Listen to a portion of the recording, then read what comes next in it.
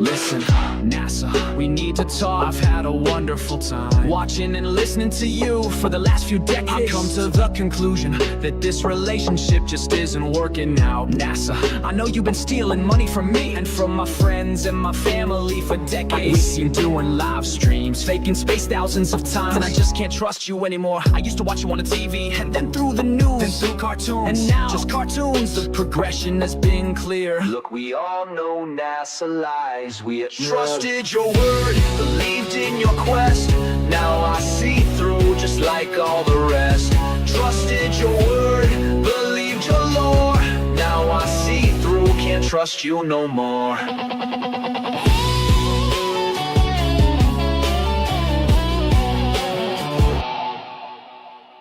It's just like the sheep, to be led by the blind.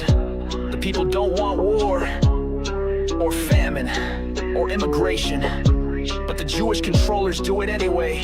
But they hide in the shadows and cry out in pain when they strike you. Perpetual victims who have to outlaw speech telling the truth about them. Who do you think runs NASA? All right, hello and welcome everyone to Aether Roundtable level 130, 122. We're going to be doing, actually, what number is it? That's the old one. Yeah, 122. We're going to be continuing Einstein plus 2 in our reading night here, and Stone's going to take us off. All right, gang.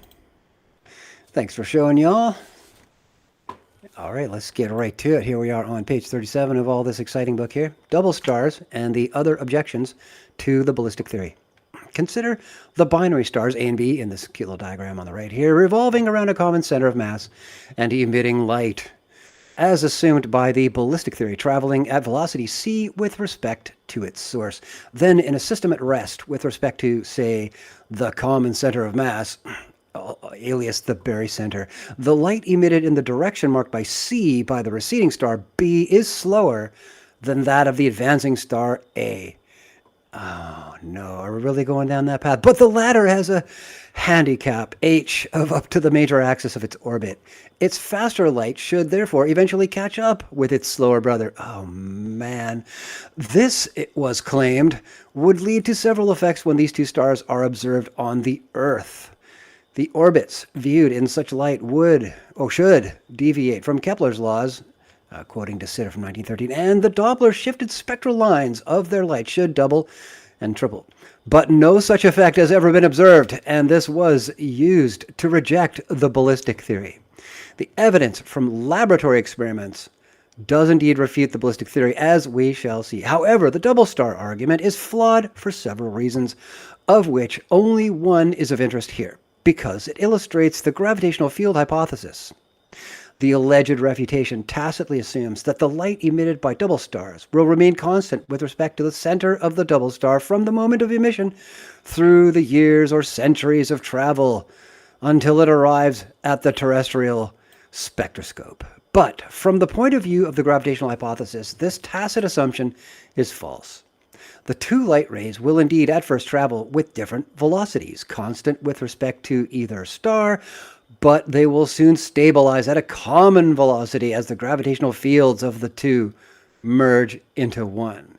The velocity will change to a different, but again common, value as the light enters the next dominant field on its journey, for it is still c, but now with respect to a different field, and so forth until it enters the telescope of a terrestrial observatory with no reason for any special effects.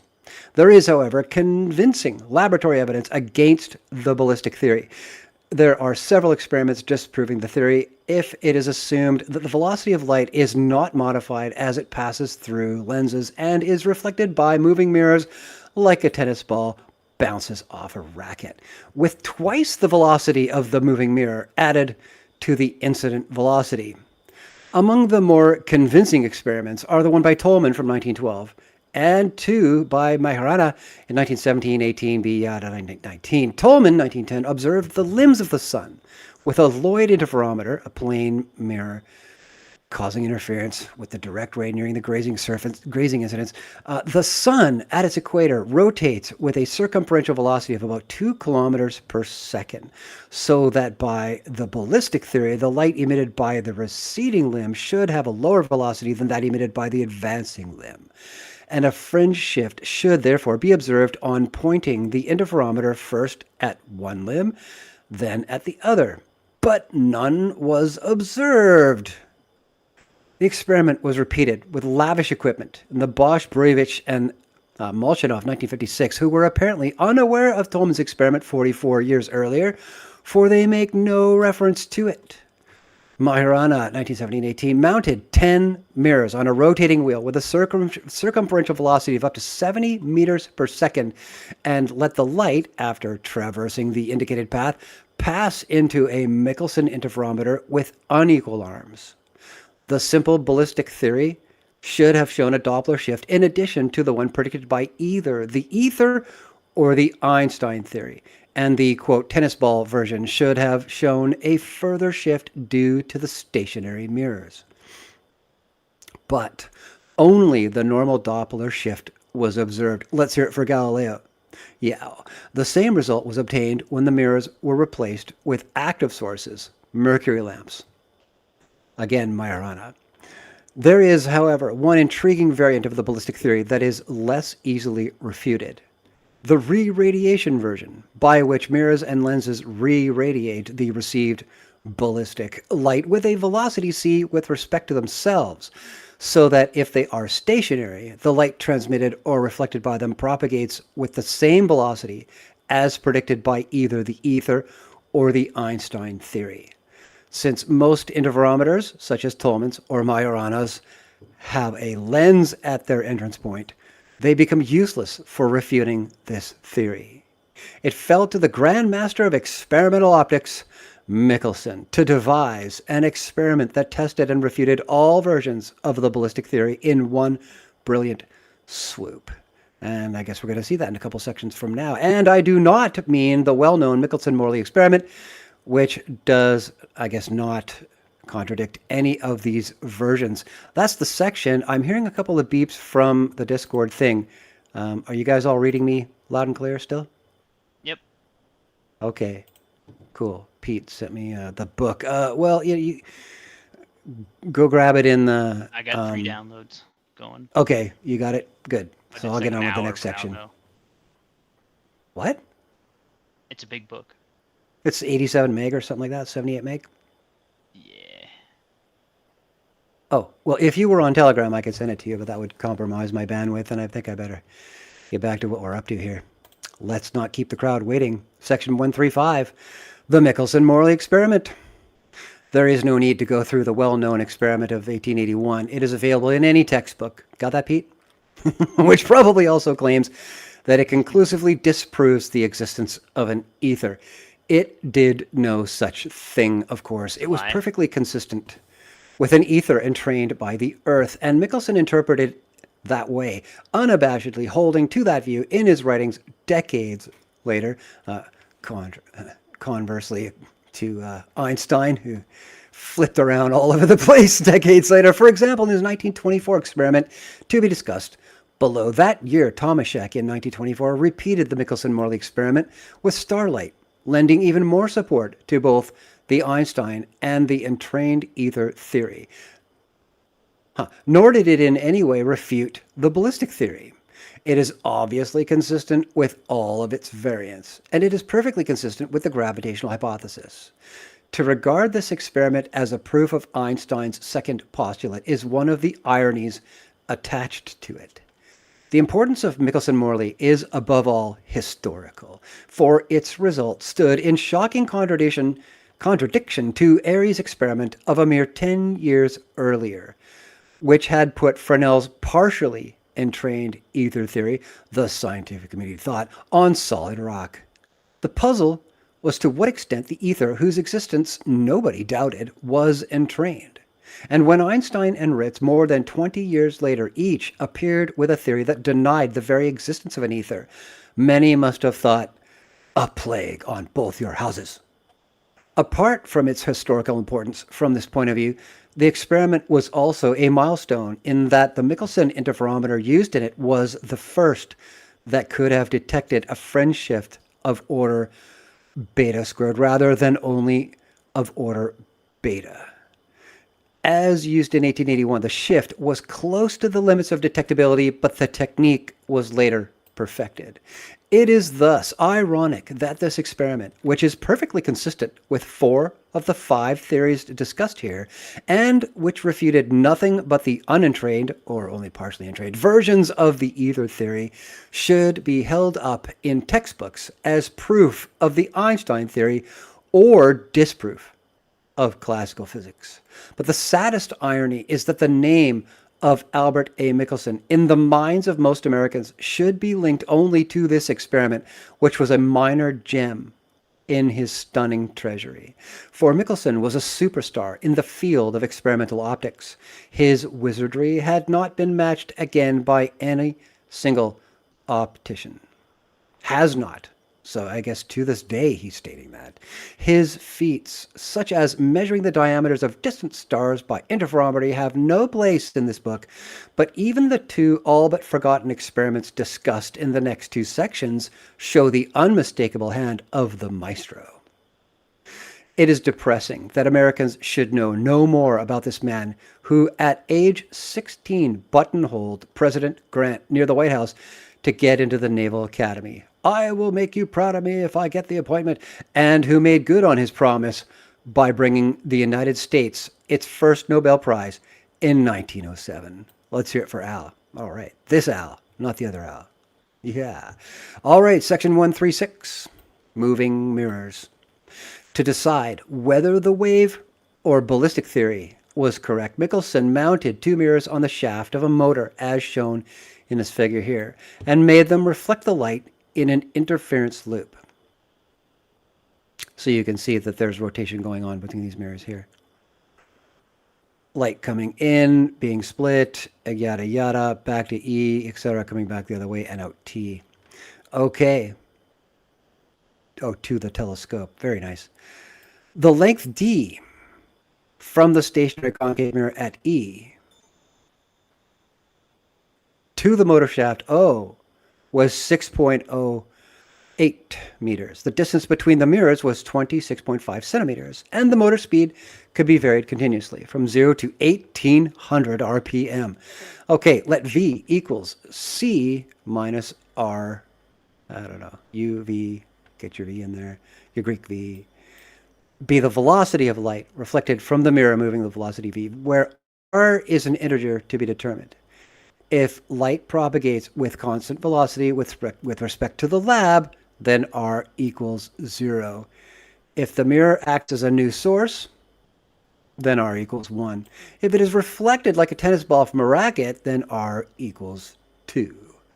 An elementary calculation then shows that the French shift is according to equation 1 here, where lambda is the wavelength of light, T sub j are the time delays for the 2 directions around the loop, and K is 0, 4, or 8 for ballistic tennis ball reflection, ballistic re-radiation, and constant velocity with respect to the lab frame, respectively.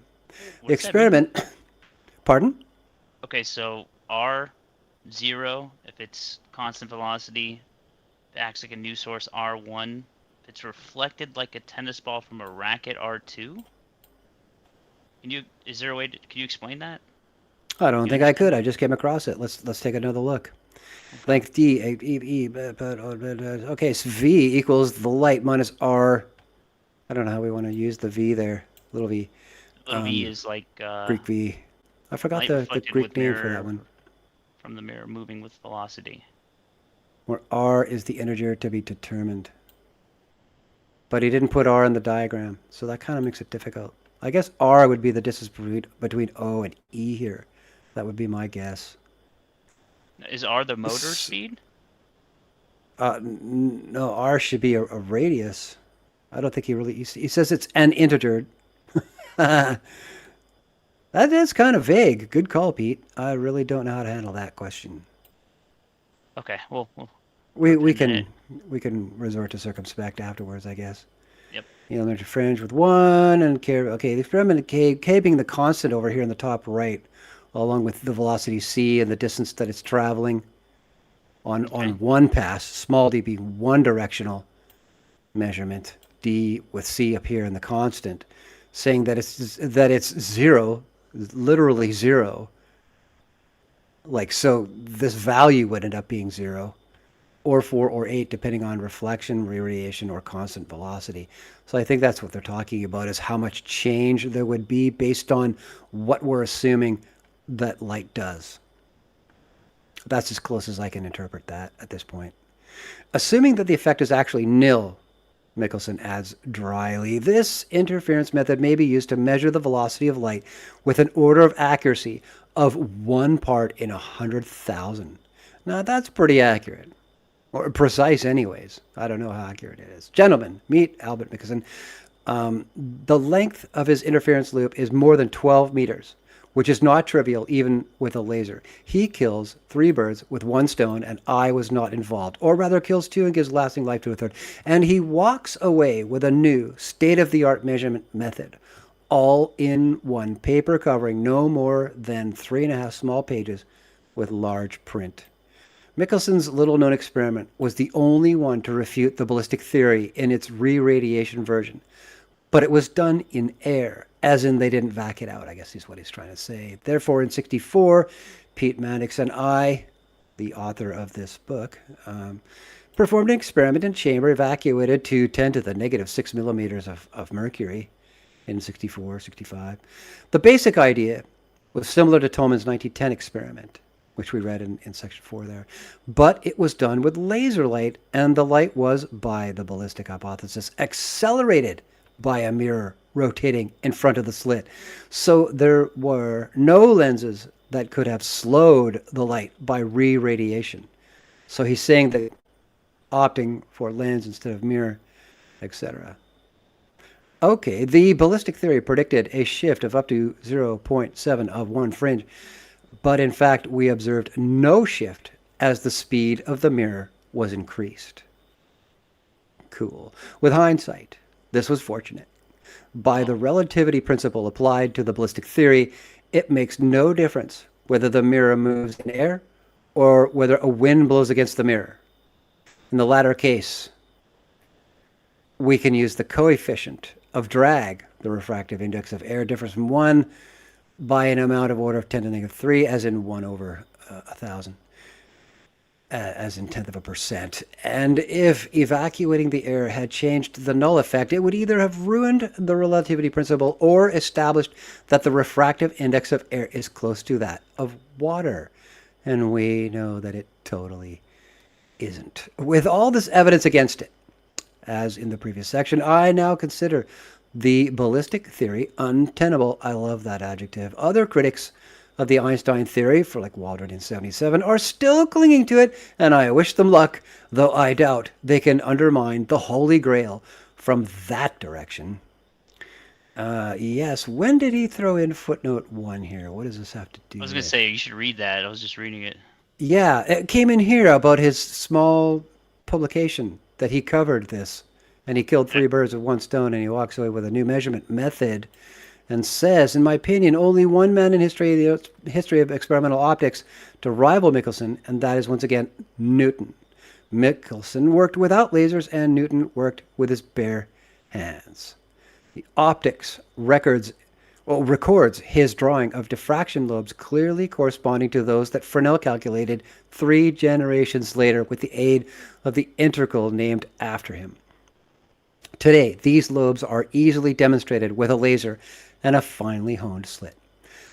Ooh, what I would give for a finely honed slit. Anyways, what Newton used instead of a slit was the edge of a kitchen knife, and what he used for a collimated beam was the sun coming through a small hole in the barn, which he had otherwise blacked out in rainy old England, of all places. There remains the puzzle of why, with the evidence available at the time, so many scientists either still adhered to a discredited ether theory or accepted the Einstein theory rather than the Ritz's non-ether ballistic theory, which explained not only the propagation of light from moving sources, but also the decrease of electromagnetic force on a moving charged particle, increase inertial mass, inertia, a moving charged particle inertia, and gravitation, including the advance of Mercury's perihelion. Equally puzzling is the question why they accepted the flawed double star refutation so easily. Excuse me. Herbert Dingle in 1960, a staunch adherent of the ballistic Ritz theory, thought that the double star argument was accepted because scientists, quote, were prepared to sacrifice almost anything rather than the electromagnetic equations, and a reason for shaking off a nuisance rather than a genuine test between two equally valid possibilities was what they thought. So, Yes, what they sought. Thank you. That is close to what I will call the blunt side of Occam's razor. When two theories become incompatible, such as Newton and Maxwell, we sacrifice the simpler one, for we have a heavier investment of learning and a cherished chunk of snobism in the complicated one. None of which is to say that Ritz was right. I believe the experimental evidence against the ballistic theory of light is now overwhelming. I do, of course, use the same idea as his propagation de force. It is nevertheless shameful that this genuine genius here is forgotten by all but a handful of anti-Einsteinians. The wily InterScience Biographical Dictionary of Scientists does not consider him worthy of inclusion among more than 1,000 scientists, such as Henry Ford, and a Soviet 2-volume, 1,000-page fine print encyclopedia of scientists, such as Trofim Lysenko, allots him 11 lines, mentioning only his work in spectroscopy and the Ritz method of solving variational problems. I'll read the next one if you want. Yeah, you want to hit it, Pete? Go ahead. I'll just move it up. Go The ahead. Michelson-Gale experiment. The examples discussed above covered the main types of experiments on the velocity of light from moving sources or in moving media. There are more within the same type, but they do not essentially differ from the classes discussed above. All of them can be explained either by the Einstein theory, which assumes that the velocity of light is constant with respect to everybody everywhere moving at any velocity, and by the hypothesis that it is constant with respect to the gravitational field through which it propagates. The agreement between the two is not surprising because the quote unquote everybody everywhere, my expression, not Einstein's, has not been tested by anybody but observers at rest with respect to the Earth's gravitational field. You don't say. Can There you can you remains can you make it a little louder, please? Sorry. make it louder. I mean, just Yeah, make you your need to be voice a closer to little your louder. mic. Need some Read more a little gain. louder. There remains, however, a possible ambiguity. The Earth's gravitational field moves with the Earth as it travels along its orbit, but does it also turn with the Earth about its axis, or does the Earth revolve within its own field? In other words, with respect to what is the velocity of light constant on a rotating Earth? According to our hypothesis in section 1.2, which regards the gravitational force as propagating from its source with a finite velocity, intuition suggests that the Earth rotates with respect to its own gravitational field. For once the force has been emitted, the Earth rotates away under what it has emitted or what is propagated outward from it. The emitted or propagated agent is no longer under its control. Wow, okay. Indeed, if the force remained under the control of its source after being emitted, we would need an additional hypothesis, including the requirement that the controlling message travel faster than the originally transmitted force. And while I will readily accept velocities higher than c for observers moving toward a source through the local field, I know of no evidence of a velocity higher than c with respect to the local gravitational field. Fortunately, we do not have to rely on such intuitive reasoning, for it is confirmed by another Michelson symphony. As we have seen in the case of Hoek's experiment, the use of a moving material medium thwarts the intent of any experiment to measure a change of the velocity of light because the effect of motion is exactly canceled by the effect of refraction.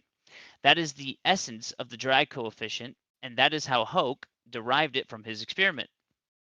This applies, of course, just as well to Airy's experiment, which uses aberration, i.e. orbital motion, rather than rotation about the Earth's axis.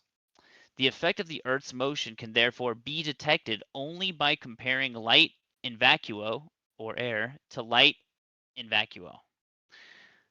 And then this little footnote, the Michelson-Gale experiment is based on Earth's slower rotational velocity at higher latitudes. An interference loop formed by a spherical spherical rectangle will therefore show a fringe shift compared with a rectangle with short east to west sides, because in the classical conception, the velocity of light differs along the northern and southern sides of the rectangle. Okay, I think we've seen this with GPS corrections and stuff like that. Okay. This can be done by exploiting the variation of the circumferential velocity of the Earth's surface, which rotates more slowly with increasing latitude. In a rectangular interference loop with east, west, and north-south sides, the southern side of the rectangle will, in the northern hemisphere, rotate slightly faster than the northern side. Michelson proposed the use of such an interference loop as early as 1904.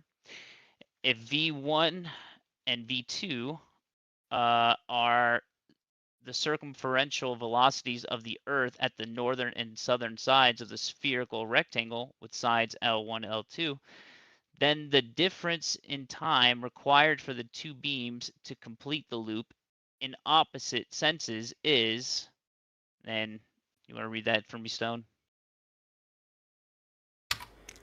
Let me get back to it. Flip it over there. That's delta t, and that's 2 onto L sub 2 V sub 2 over C squared minus V squared sub 2, V2 squared, minus 2 onto L sub 1 V1, exactly the same what you just saw there with first reference. So that's basically V2 minus V1, which is the same as doubling it, and you're using the distributive principle here. But like I said, L2 V2 minus L1 V1 over C squared.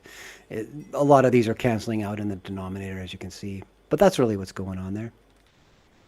Gotcha. So that after some elementary spherical trigonometry, the fringe shift is delta equals 4 times the length of the side times the height times the Omega. Angular velocity. Yeah. Sine phi. Sine. Is that phi? I think so.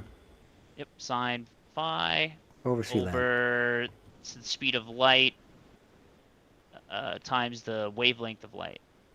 Good stuff. Okay. Oh, yeah, it says it right there. I just tried to read it and I just didn't realize it says it right there. Okay. The slow rotation of the Earth, let's see, equals 73 microradians per second.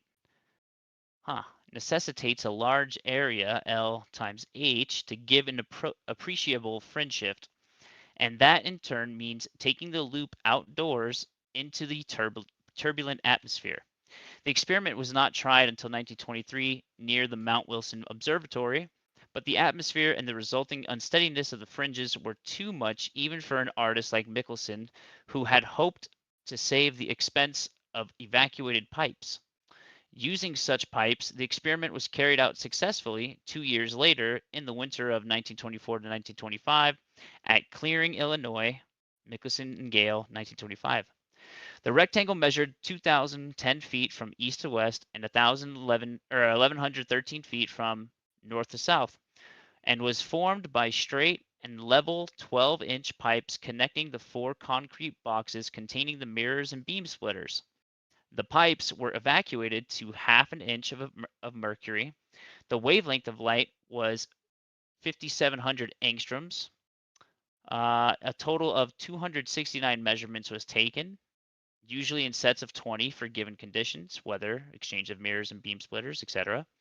On the quote-unquote hypothesis of a fixed ether, in Michelson's words, i.e. the Earth rotating in a stationary ether without entraining it, yields a fringe shift of 0.236, and the observed shift, yes, there was one, agreed with that value within the limits of the observational error.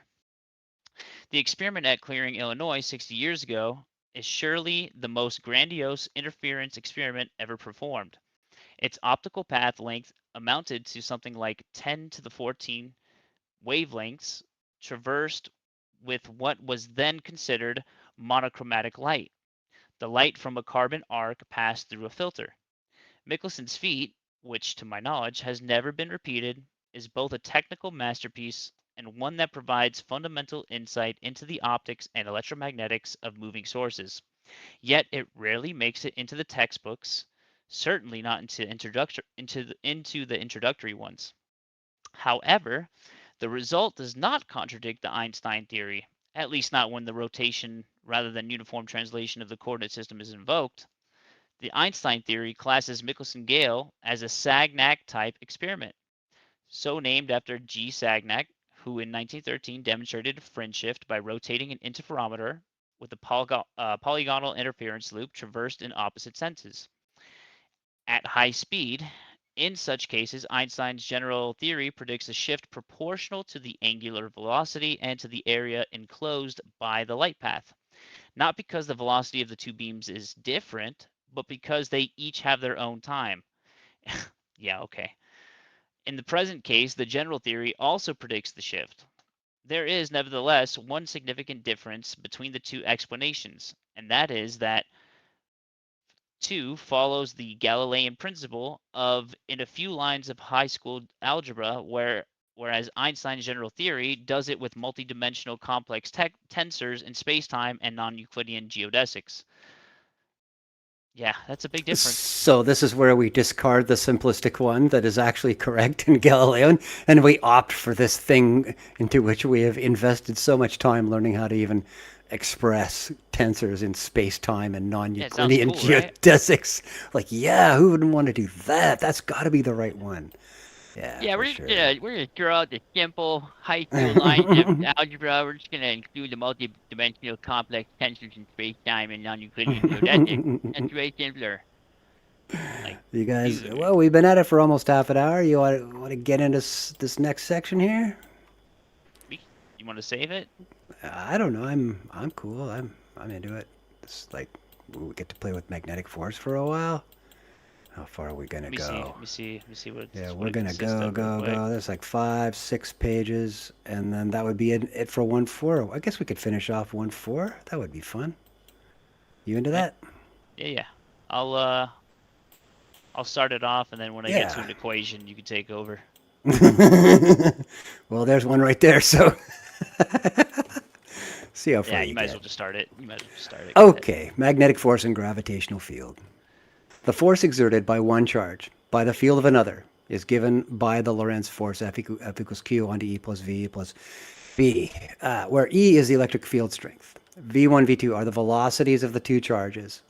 The former, the velocity of the charge Q. The latter, to appear in a moment below, the velocity of the charge that produces the field through which the first is moving. And for the moment, we leave it open with respect to what rest standard these velocities are defined. I wonder what they use. Yeah, that would be is defined, but yeah, exactly. This is where we snag Einstein, and it has to do with frame of reference every time, where he says there is no preferred field reference, but you can't do any of the equations without one. Paradoxically. Okay, so B is the magnetic flux density given by this one here at V sub 2 over E sub C over C squared, where E sub C is the Coulomb field, the irrotational part of the electric field strength E. Relation 2, I guess equation 2, is a consequence of the Maxwell equations. It will be derived in part 2, but for the time being, we will just regard equation 2 as a definition of B, as in the B field, the electromagnetic typically caused field. The case of many charges moving in the field of many others then follows by superposition. We define Q as a scalar that modifies action at a distance, and that goes all the way back to Newton. This is all the presupposition about mass attracting mass and the scary action at a distance thing. They're still entertaining this without a shred of evidence that mass attracts mass. I just love how far the normies go on an incorrect presumption that's completely unsupported by evidential data. Isn't it just stupefying? Let's look at this in a little more detail. Two spheres of matter that do not have any charge will attract each other gravitationally by the inverse square law. You know, GMM over R squared, guys. When they're given an electric charge, the form of the inverse square law remains unchanged. But the scalar value, including the sign of the force between the two bodies, will change. If the ratio of charge to mass is sufficiently large, the gravitational field may be neglected, at least locally. And again, we start to get into all of these arguments about quantum dynamics. You know what I mean? That whole field of science, again, based on this massive presupposition about what's going to happen at this scale or that scale. And until you can unify those, none of it is valid, in my opinion. Okay, my opinion. I hope. Okay, there's no action at a distance known to us other than either gravitational or electromagnetic. And frankly, there's only one of those two that is actually known. And both obey the same basic force law, certainly at rest, and presumably also in motion. The corresponding magnetic field would usually be so weak as to escape direct detection. Oh, isn't that convenient? Yeah, isn't that convenient? It's 7 times 10 to the negative 11, people. Okay, defining charge, or charge density, as that which modifies the scalar value of a gravitational field, therefore, may be unusual, trivial, or even inept or invalid, but it is perfectly consistent what is usually understood by charge. Oh, that's just hilarious. Okay, now let's return to the force equation. Formally, equations 1 and 2 are the same as used in the Einstein theory, but there's a fundamental difference. The Einstein theory measures the velocities 1 and 2 with respect to the observer, and the Aether theory with respect to the ether. Before discussing with respect to what the two velocities are defined in the present theory, let me briefly go over some ground that is undisputed, yet not widely realized. In particular, few textbooks make the following point. The magnetic force between moving charges is so small compared with the electric force between them that today it is not measurable unless the latter is neutralized, as in you're going to see nothing about magnetic effect until you completely arrest the electric force between them, the static electric force. And this is about electrostatics, not electromagnetics. And that's where they just refuse to jump over the fence. They don't even want to look at electrostatics. It would just be unconscionable and totally blow their theorems out of the water about mass attracting mass. So let's imagine an Einsteinian observer at rest in the ether, to include that theory too, observing two rigid rows of electrons or negatively charged tennis balls moving with the same velocity v. And okay, now you see we're invoking the Rutherford-Bohr atomic model about what electrons are physically, and all this presumption when nobody's ever isolated one, took a picture of one, established the existence of one in any concrete evidential way. No, not even. But notice how it's so static as a positive charge. So it's like, oh, it's moving with respect to a static charge. Okay, yes. What's that? Right. It's a field. What is it? Oh, it's a gradient, and they're not showing it. They're not showing a gradient of any kind. So R is irrelevant in this analysis because it's strictly one-dimensional that we're looking at left to right. He will be observing two equal electric currents, though not wire-bound ones. So I don't know how. I mean, is this an arc he's talking about where these electrons are flowing in the same direction? What he will see is given by equations 1 and 2, with V1 equaling V2 equaling V equaling V equaling V. On resolving the double vector product, we have that the force, as in the magnetic force we're talking about here, is Q onto 1 minus beta squared onto E sub C. That is, he will see a strong electric force repelling the two rows of equal charges from each other, diminished very slightly by a beta squared times smaller magnetic force. I know of no experiment, nor can I imagine one in the foreseeable future, that could realize these conditions and demonstrate the slight decrease in repulsive force when two or more originally static charges are moved past an observer without any charges of the opposite sign nearby. To make this tiny force observable, we must first remove the electric force that overshadows it by many orders of magnitude. The simple way to do this is to neutralize at least one of the rows by a row of stationary positive charges, stationary so as to keep a negative current flowing. And the nomenclature here, I just don't know where to go, because they're just trying to rationalize it, like in their mind. They just can't hop over that barrier.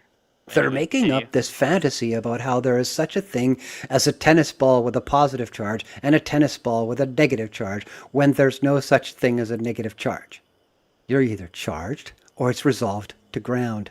It's a simple polar situation. It's a simple binary. It's not a positive negative thing. Nobody's ever demonstrated such a thing in physics. Yep. It's just they just call it that. No charge. They just call it that. And then they just move right on because all the students nod their head and get the A. You know, like, oh, man. That is, of course, essentially the case of a conductor, with the positive charges provided by the positive ion grid and the electron flow forming the negative current. In other words, we are not able to demonstrate a magnetic force, unless at least one of the currents flows in a normally neutral conductor, such as a wire. Oh, man. You guys don't ask yourself why that might be. But anyways, after pointing to this undisputed but rarely mentioned circumstance, let me now discuss with respect to what the proposed theory defines the velocities v1 and v2 in 1 and 2. As always, it defines them with respect to the locally dominant force field. And that's frame of reference, isn't it, guys? That's what that is. What's locally dominant force field? That's dude? frame of reference, boys. Okay, in the case of the electric force between the two charges, this is, of course, the electric field of the other source charge through which the considered object charge Q is moving. But in the case of a magnetic force, this electric field must first be eliminated to make the magnetic force observable. So what is left? So what is there left as the locally dominant field? Excuse me. Sorry. Something stuck in my throat there. Okay. Yeah, right. In the macroscopic world we live in, the positive charges, that is the ion grid of the electrically neutral conductor, are at rest, or at best slowly moving. Although everything moves at c, I don't know what he's talking about. With respect to the vast quantities of matter, which is likewise electrically neutral. The Earth in our neighborhood. The dominant force field, therefore, is the gravitational field through which the charge Q in 1 and 2 is moving once the electric field has been neutralized. Now, I don't know how you're going to prove that. Oh, dude, let me read the next one. This is the first time that we meet. Hold on. Oh, sorry. Really, this is. I have a problem with the assertion that somehow, in any situation, the dominant field is the gravitational one, through which an electromagnetic field, a B field, is moving. That's apples and Winnebagos, first off, and also in terms of order of magnitude. That you're saying you had to eliminate the electric field entirely in order to even see the magnetic field, but somehow the gravitational field is the one that's dominant. Yep. Fabulous logic there. Dude, the next line, yeah. Yeah, go to it, Pete. Go to it. This is the first time that we meet the gravitational field as the field of matter consisting of positive and negative electric charges that neutralize each other, or if you like, that almost neutralize each other, leaving the gravitational field as a quote-unquote remainder field. It is a concept that will remain with us for the rest of the book and will be discussed more detail in part 3. More important at the moment, however, is my hope that the case of the macroscopic magnetic force will make the idea of a rest standard given by the local gravitational field appear less exotic than it may have seemed at first. What?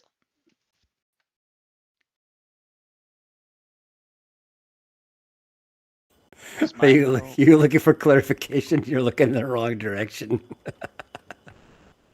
That wasn't my first thought. It was like, wow, this is pretty exotic to have a stationary frame of reference that everything is measured with respect to. Yeah. All right, go ahead. Okay, to return to the Lorentz force in equation 1 with the magnetic field defined by equation 2. The present theory defines the velocities occurring in them not with respect to an observer, as in Einstein theory, but with respect to the dominant local field, as in not in Einstein theory, which in the case of magnetic force due to wire-bound currents is not the electric, but the gravitational field through which the charges are moving, as explained above. Well, you explained it, but you didn't prove anything or demonstrate any of it. Anyways, from this, it might be concluded that if the observer is at rest with respect to the gravitational field, which is usually the case. Usually on Earth, I think that's usually the case. Okay, the two theories must be equivalent. Oh, sure. Not so. I agree. We have already crossed the border from respectable orthodoxy into heresy. Dun, dun, dun. To see this, we first go back to some basic principles. Oh, we love those. The Lorentz force in equation 1 describes a force in terms of an interaction between charge Q and the field, as in the electrical field E, for example, in its immediate environment. Because, R squared, right, guys? The charge that is the source of that field has not the slightest effect on this interaction.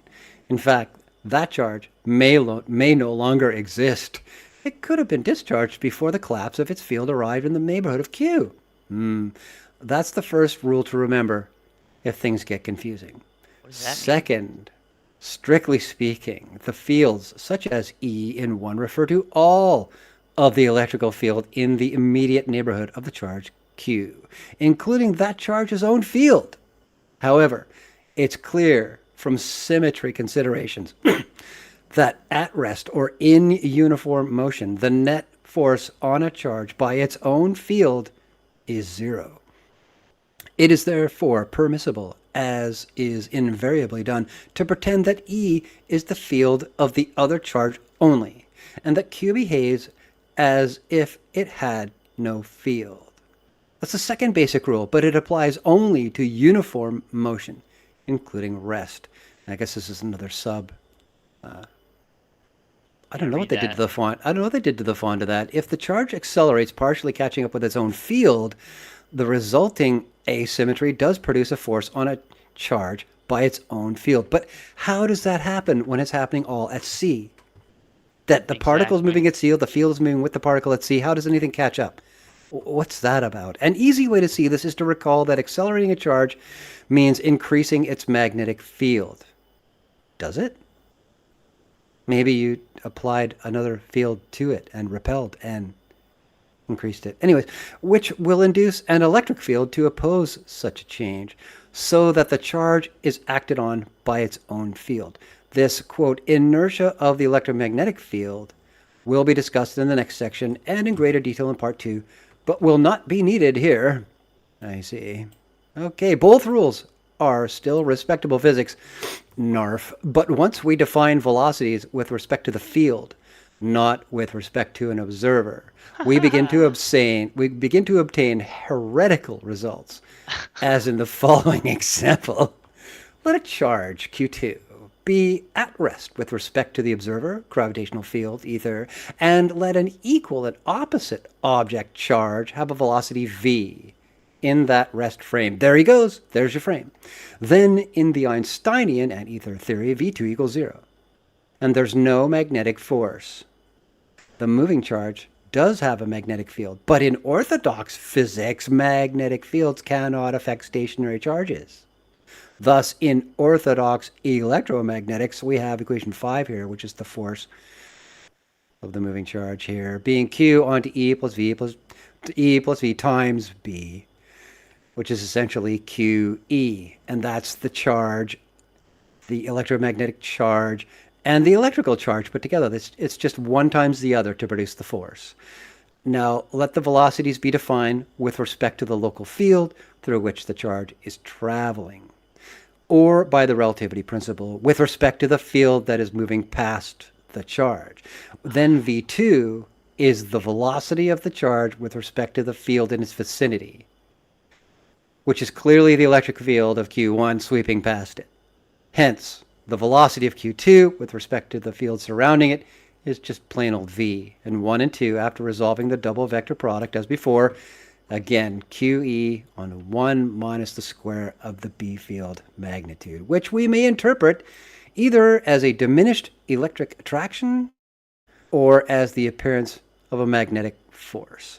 Well, I don't know, man. Those are two totally different things and would have two totally different appearances and produce totally different physical results, but we'll ignore that. In either case, it is a result that differs from the prediction in equation 5 up here on Q onto E of orthodox electromagnetics, and one that can, in principle, be subjected to an experimental test. Oh my God, the first one he suggests. All right, but only in principle. Oh, damn.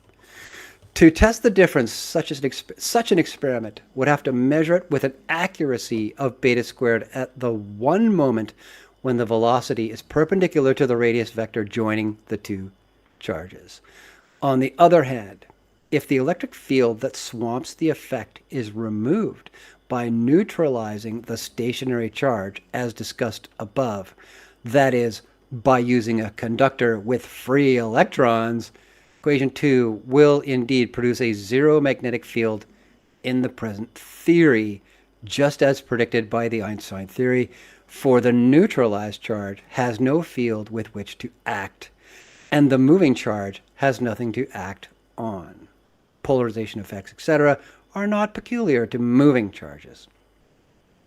I don't know if I agree with any of that, but anyways, now if both charges move, with the electric field neutralized by the presence of a stationary charge of opposite sign near one of them, or more generally, if we perform the experiment with a wire-bound current, then the force in equation 1 between the moving charges is exactly what is predicted by the Biot-Savart law in all theories. That includes the present theory, for once the electric field has been neutralized, we fall back onto the remaining force field, which is gravitational, and which we also made the rest frame for the observer. Thus, the original effect is too small to be measured, and trying to increase it will eliminate it. This is frustrating. But then, if the effect were easily measurable, everybody would do it. No, just kidding. The inaccuracy of orthodox electromagnetics would have been noted long ago. This is so Schrodinger. You can't. As soon as you look at it, it's not that anymore because you measured it. So weird. The reader, well versed in conventional electrodynamics, may be offended by the idea that a stationary charge, stationary with respect to the observer, can be affected by a magnetic field. Yet, what offends the relativity principle from my point of view is that a charge that is deflected when it travels through a magnetic field should sit still when a magnetic field sweeps past it. What possible difference can there be between the two cases? None, of course. And the Einstein theory does ultimately obtain the same force in both cases. However, it does so by letting the observer see only an electric force in one case, and both an electric and magnetic force in the other, the two adding up to the same result. But to achieve this compliance with the relativity principle, space and time have to be distorted. And there it is. Ding! And electric and magnetic fields have to be tied to the observer instead of to the charges producing them. There's your frame, guys. By contrast, in the present theory, electric and magnetic fields are quite independent of any observer, since the only velocity that's effective in producing a force is that of one charge in the field of another. The term not being used here is bucking. They refer to those as bucking fields if you get into the into the textbooks a little more. This relative velocity remains unchanged no matter what coordinate system an observer wishes to choose. The relativity principle is thus satisfied automatically and naturally without time dilations nor space contradictions. Oh, contractions rather. How could I blow that? That's Lorentz, baby. That's Lorentz speaking through Einstein.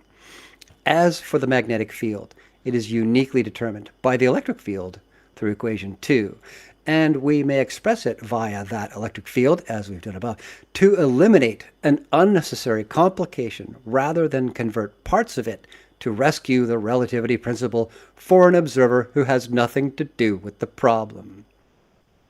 It will be seen that the entire behavior of a charge moving through a magnetic field is based on only two foundations. One, the charge experiences a magnetic force, QV onto B, where V is referred to as the field. Two, it is subject to the relativity principle. Its motion through a field cannot be distinguished from a field sweeping past the charge.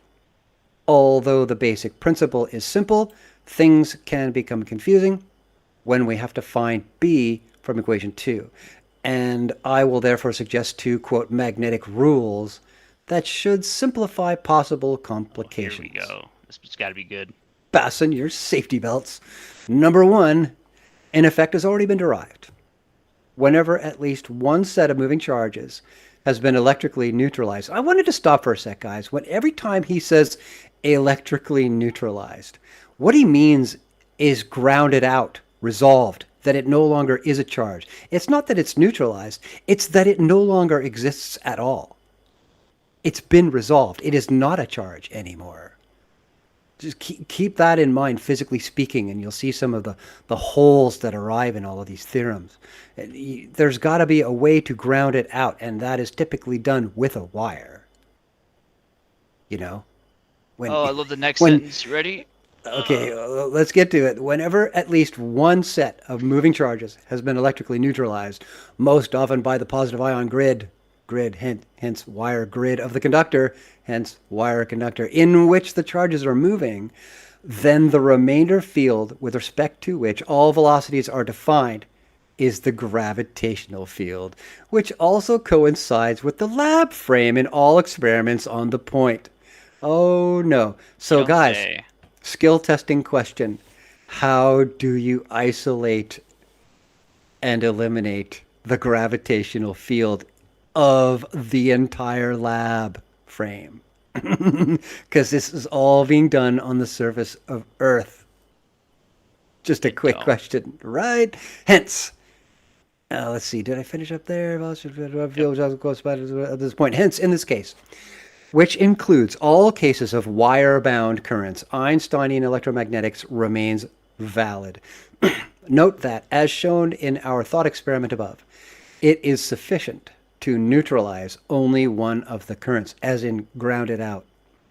For example, if we have an electron beam, like Star Trek or something, you got the dilithium thing happening.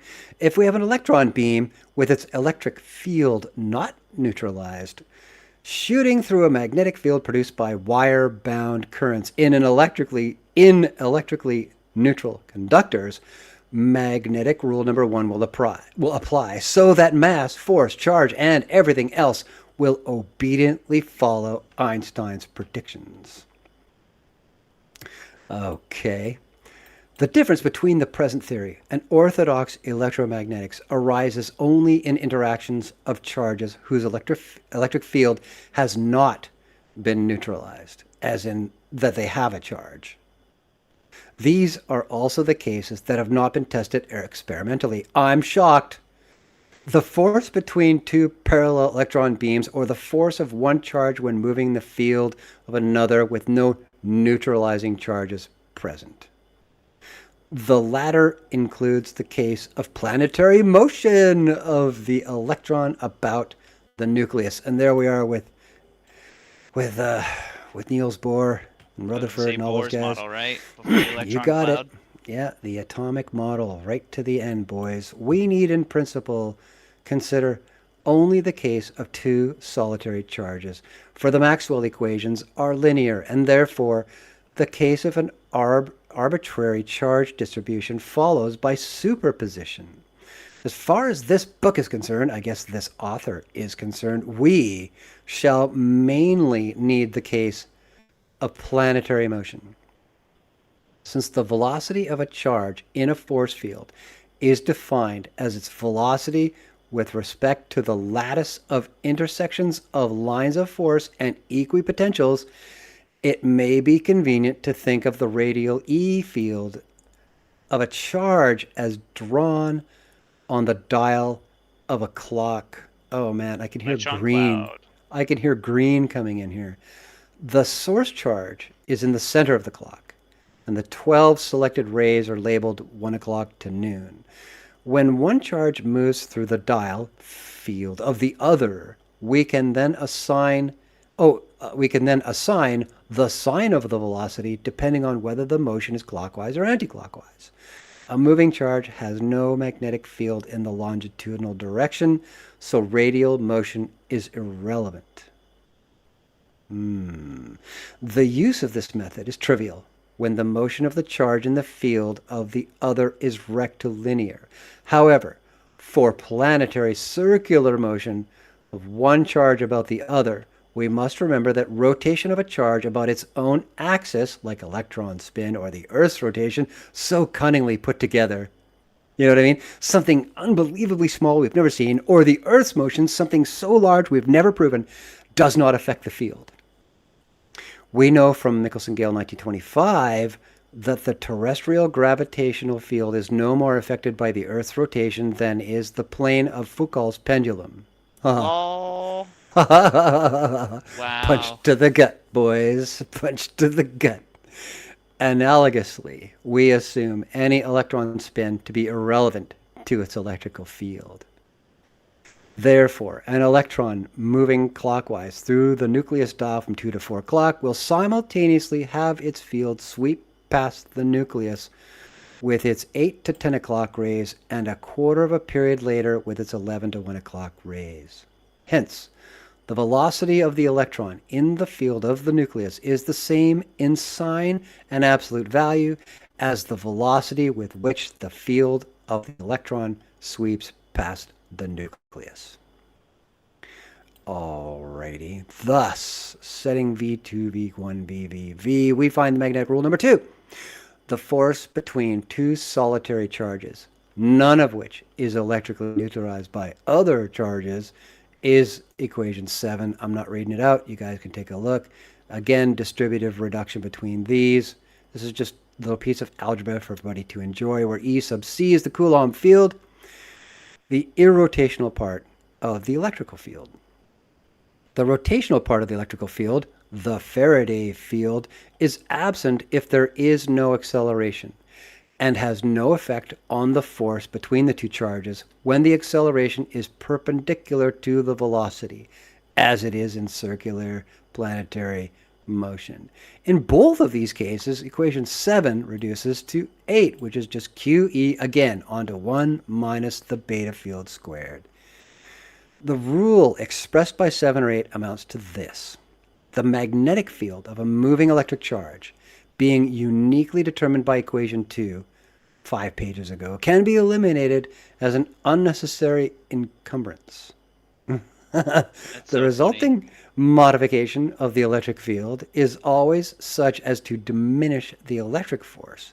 This is equally valid for repulsion. The magnetic force between two moving charges is, of course, the Biot-Savart force. It appears here as a simple modification of the Coulomb force, and, as always in the present theory, as a force independent of the observer. Oh, you can try, man. Yeah, he's right there, though. I won't contradict that. It is always dependent on the other force.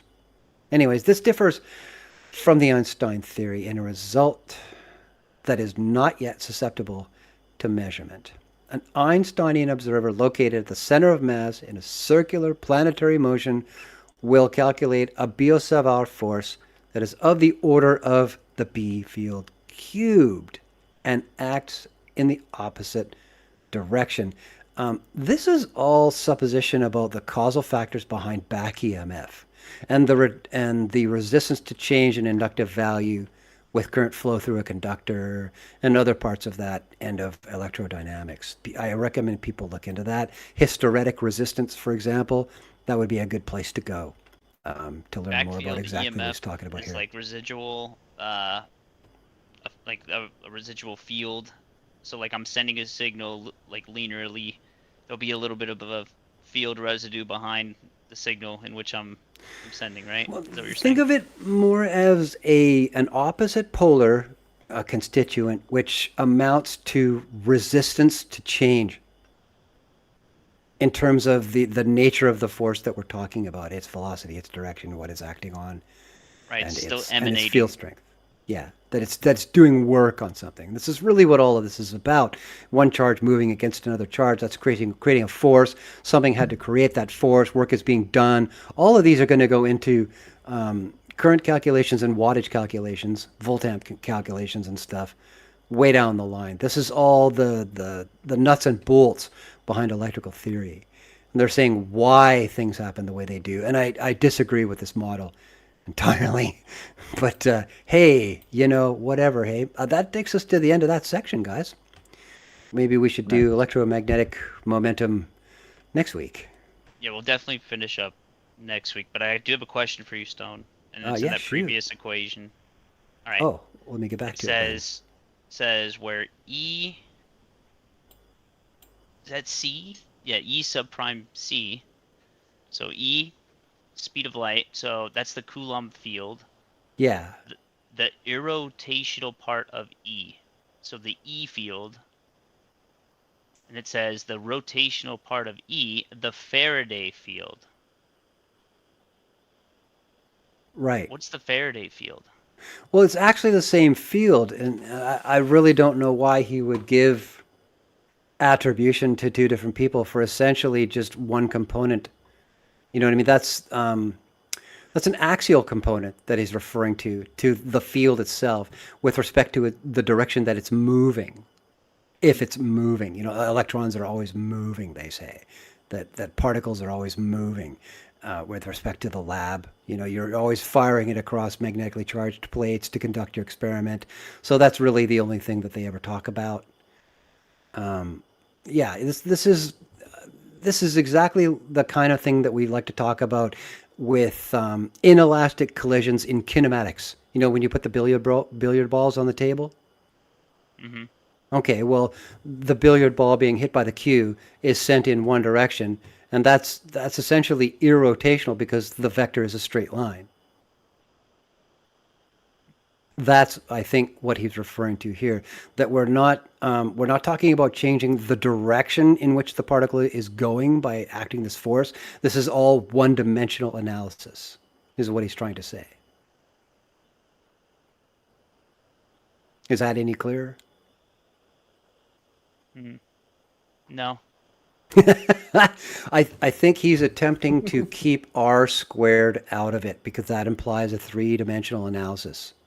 This is all one-dimensional here. That's why he keeps talking about things that are flying past something else instead of directly toward something else. And again, we talk about the elastic and inelastic collision comparisons with physical matter.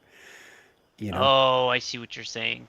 Because if they say something's moving towards something or from something, then you'd have to admit that there's an actual field. And you have to play with R squared. Yes, entirely. Yeah, got it.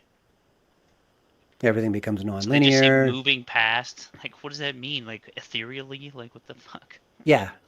It's again, what they're trying to do here is apply the absolute micro to what we observe in the sky with the macro, the planetary thing, the Kepler thing, the Newton thing, all that noise. These people are trying to produce what they call the gut theory, the GUT, the grand unificational theory. That's something that I studied when I was in university in the late 80s. That they were in search of the GUT. What is the one unifying theory behind mass, matter, electrical charge, gravitation, light, any type of propagation of energy? What is the theory that's going to unite them all on every scale? And they haven't been able to find it. They haven't been able to find it because their model is broken. Yeah, you're limited by that constraint of having to basically satisfy Einsteinian relativity in all cases. Which they can't ever do. Because the first thing he insists on is no frame of reference. So stupid. So stupid. Ain't it? Well, that's where we're at by the end of this section, kiddies. It's like Hope you this had only fun. this only matters with our immediate vicinity. No shit. Does it matter anywhere else? No. Can you Okay. make like measurements other than local? No. No, Fucking stupid. I don't know. I don't know. I'm at a loss for words with with what we just read. That No, it's seems so to weird. seems to go along with that meme that I put on Twitter. So, well, the people The trying to gravity one, study. Yeah, I right? saved that to my desktop. It was so good. Like Can I it's- read it out to people? Yeah, I was gonna say it seems like it'd be Let on me- point to this right now. Oh, let me open it up. Actually, let me share my screen because I got that right here. Let me just open that puppy I up. see We'll it. max it a little bit. We'll zoom in a little bit here, and then we'll reshare. Here we Can I go. read it? I get to read it. No fair. You gotta do it, Jesse. You gotta do it in Jesse's voice then. Do I have to do it in Jesse's voice just to make sure that it's official and Hurry up, Jesse. It would take so long for Jesse to read this long thing. Why isn't that window showing? God, there it is, man. I'm trying to share this desperately. Can you just scrape your nails on a blackboard instead? Oh, there it is. Discord finally found it. Now you guys can see it. Okay, over on the left side of Dunning-Kruger are the low IQ people who don't know what gravity is. Then we got the normies right in the middle who just think it's curvature of space-time without actually knowing what that means. And then we have the guru on the far right who does know, and he says, we don't know. Shut up. Yes, my PhD is real, for fuck's sake. And I'm telling you, we don't know jack shit. Do you have any fucking clue how hard it is this line of work is? It's been over 70 years, and there's been fuck all progress. Every day I wake up and make up lies and publish papers about quantum Fruit Loops and nth dimensional silly strings, wasting away in an underfunded lab and dealing with dumbass sacks of shit like you. I could have been something. I could have made my parents proud. But of course, I waste 11 years in school only to end up in the one unresolved corner of physics making $57K a year. What's gravity? Shut the fuck up. Gravity is the process that will turn my body limp when I decide to end it all. Wait, don't leave. Don't leave yet. Let me give you a quick demonstration. That's so honest. That's so funny. I'm saving that. I'm saving that. Isn't that it, man? I love that. Pulled That's a that great from, meme, Shane. From Facebook today. I saw that. I was like, yoink. Oh, I love that one. And that one's going in the bank. That's so good.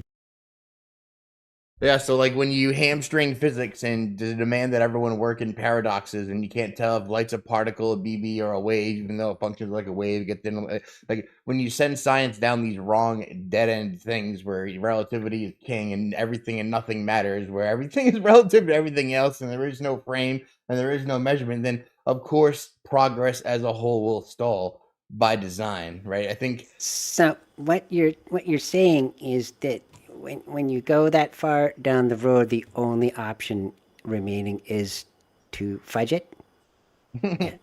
Yeah.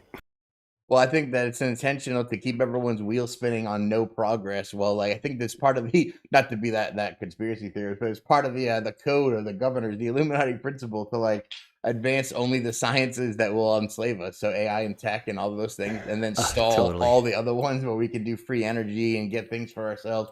Stall all that technology with nonsense paradoxes, but we'll have to progress the technology so we can use AI to enslave everyone. So that's On that's that where we're at. account, we must applaud the cabal. Yes? Yes. Right, because boy, have they done it. If that was the goal, you guys nailed it. And I think it's been more like 125 years and no progress, not 75. It's Yeah, like way more than that. I would say right about after Michelson-Morley, everything stopped. And before then, with some smart-ass dudes doing a lot of cool shit. And then all Weren't that they? stopped.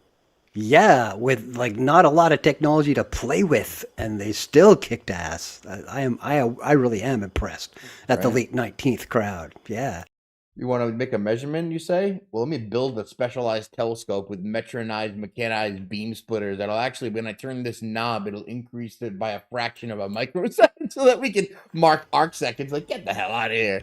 And then we're gonna vac it out so it's even tighter. Yeah, we're going to put water in it. Man, I don't know. Like, after that, everyone got disheartened and they were like, screw it. Just whatever the experts say. What is the Royal Academy published? Yeah, that's the truth. Einstein may not be right, but I really like his hair, don't you? Nice. Yo, So I'm that gonna was, read this real quick from. Oh wait, sorry. Go ahead. go ahead, dude. Just from Michael Brenner. It's a oldie but a goodie. Charge and discharge. Charge is not an attribute. It is also not something you can carry or have. There is no such thing as a positively or negatively charged particle, as there is no such thing as a positive charge or a negative charge, as well as no particle to begin with. We are dealing with what we are dealing with here are events. The event of charging, like charging a glass with wine, and the event of discharging, like discharging a bottle of wine. We can see that dynamic aspect in the units of charge/discharge, the coulomb equal ampere seconds, which means 1A constant current delivered over 1 second. That means charge is not a property but an action, like pouring a certain quantity of wine in 1 second. From the point of view of the bottle, it is discharging. From the point of view of the glass, it is charging. Charging is always counterspatial convergence. Discharging is always spatial divergence. In a magnet, the discharging and charging are superimposed. The discharging of the bottle and the charging of the glass are happening in one and the same object. Discharging is the spatial, toroidal, divergent magnetic aspect. Beautiful. Oh, it keeps going, but I love how he says, and there's no particle. Like there is no spoon. That's where we need to get them to. Yep. It also says right here, it says, discharging is the spatial, toroidal, divergent magnetic aspect. Charging is the counterspatial, hyperbolic, convergent dielectric aspect. Oh my God, that's such.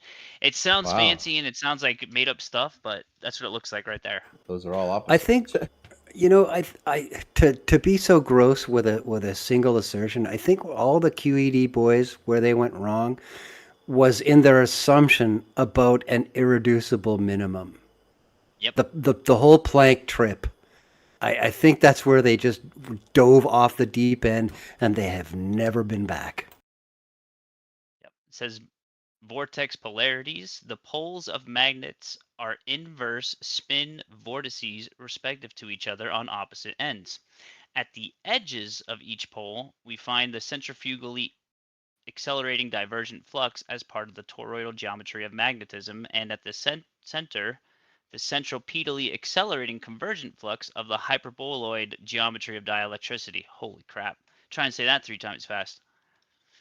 These vortices process CW, what we call the N pole, and CCW, which we call the S pole. So the polarity, that is, the poles, are not static properties of a magnet, but precessional directions. You can test that by exposing a cathode ray tube to the faces of a strong magnet and watch the image twist in opposite directions. You can also test the difference between magnetic and dielectric by taking a spinning gyroscope built from non-ferrous materials to the edge of a strong magnet. The flux there will stop the gyro within a few seconds, whereas a gyroscope placed in the center of a magnet will continue spinning undisturbed. At the block line. Yep. The difference is that the edge is magnetic flux, which means force in motion, and the center dielectric flux, which is the negation of force and the return of motion to rest. That makes so much sense. Actually. Brenner rocks. Dude, yeah, I know. Coherency, and this is where it gets into his kind of thing. Before a cube of neodymium or iron boron is actually magnetized as just a piece of matter like any other with the same unpolarized gravitational characteristics. After magnetization, it becomes a powerful magnet, that is, a powerful dielectric accelerator. Substantially, quantitatively, though nothing has happened, it is still the same piece of matter with the same constituents. The only difference is qualitative in the form of field coherency, as with polarization. A good analogy is coherent light in a laser versus the incoherent light of a light bulb. A 5-watt light bulb is not good enough to read, yet a 5-watt laser will burn a hole in your retina. That's such a great analogy. Oh, there's an immense geometric difference between coherent and incoherent. One is focused, and directional, like one-dimensional in terms of its motion. The other's radiative in all three dimensions once with r squared. One's linear, one's 3D radiative. So yes, quite different. It makes sense why like the winds are super strong towards the edge of like known maps. Like you have super strong winds in the south. In the upper, yeah, you sure do. Hey Shane, anybody on the stream side asking questions or needing clarification or making comments? Yeah, Shalom and Bogan were making awesome comments, very supportive the whole time as usual, but I didn't see any questions. What do you Oh, guys fair think? enough. And thanks, guys. That was rocking. Yeah, we should wrap it then. I think we hit it pretty good today. Yeah, that was a great session, actually. Sorry you missed it, Alan. It's okay. We rocked it without you. We don't need you, bro. Whenever you watch this later, I want This you to actually think. is I want you to think about that. it's actually Where is very Alan? edifying. Yeah. Where's Alan? He's setting up the sea He's in star counter space right now. for an extra special celestial No, field he plate is in bed. observation. What? Counter No, space. he is in bed. Wow. Does he Wait. start tonight? So he's doing Bear is nothing. under the weather. Oopie. He is What? under the weather. He's Oh, he's not resting feeling Ah, well. that's too bad. He's not feeling well. Oh. He's in a divergent counterspatial flux. He's not feeling well. Oh. Well, I hope he feels better soon. Yeah, NAC. Oh, did you end the stream? Yeah, so we'll wrap it up and then we'll see you guys on Friday. I think is the next thing we're doing. But yeah.